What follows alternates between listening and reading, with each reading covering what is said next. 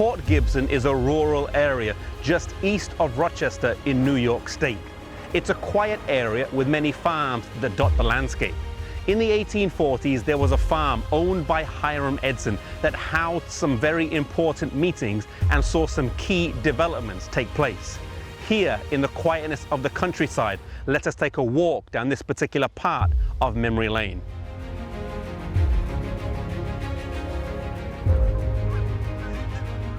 After the 22nd of October, 1844, the Advent believers were terribly disappointed as their hopes and dreams had been shattered and destroyed. Hiram Edson was no different. He was confused as he believed that his study of the prophecies had been accurate, yet Jesus hadn't come. How would they reconcile this? Did they have the date wrong as some had suggested? He didn't think so. The dates and calculations had been solid. Did they have the event wrong? Well, they must have, because Jesus hadn't come. But what else could it mean?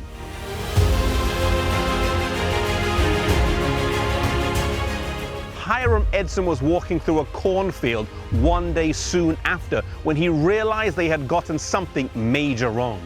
They had been so focused on the parable of the 10 virgins in Matthew 25 as it seemed to match the events of 1844 that they had missed Christ's other wedding parable in Luke chapter 12. In Luke, it says that we must wait while we wait for the Lord to return from the wedding. He also realized that in Daniel 7, it says that the Son of Man would come to the Ancient of Days rather than to the earth.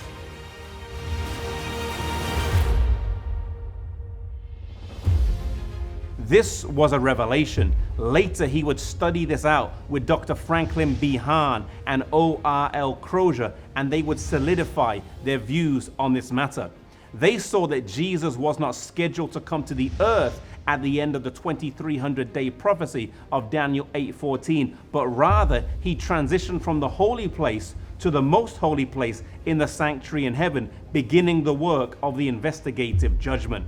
It was Owen Russell Loomis Crozier who wrote the first issue of The Day Dawn in March of 1845 that explained the reason for the delay in Jesus' return and preserved the historicist framework of Daniel 8 and 9.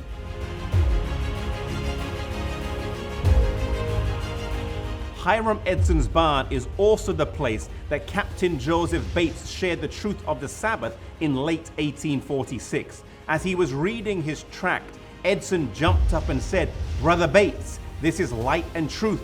The seventh day is a Sabbath, and I am with you to keep it."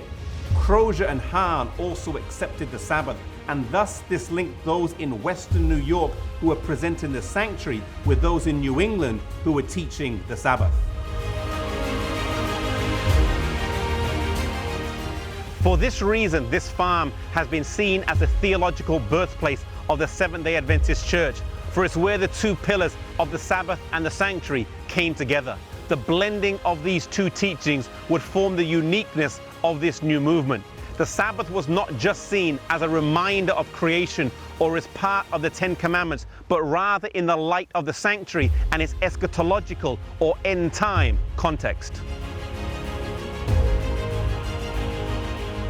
In time, Hiram Edson and the other Advent believers would see that their experience in October 1844 was part of Bible prophecy, and that their very disappointment itself was further proof that God was leading them.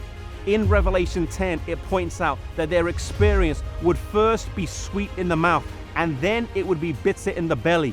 And oh, how bitter it had been. The last verse in Revelation 10 admonished them, and it echoes to us today: "Thou must prophesy again." May we take the admonition of the preaching of the unique message of God to heart and go wherever He calls.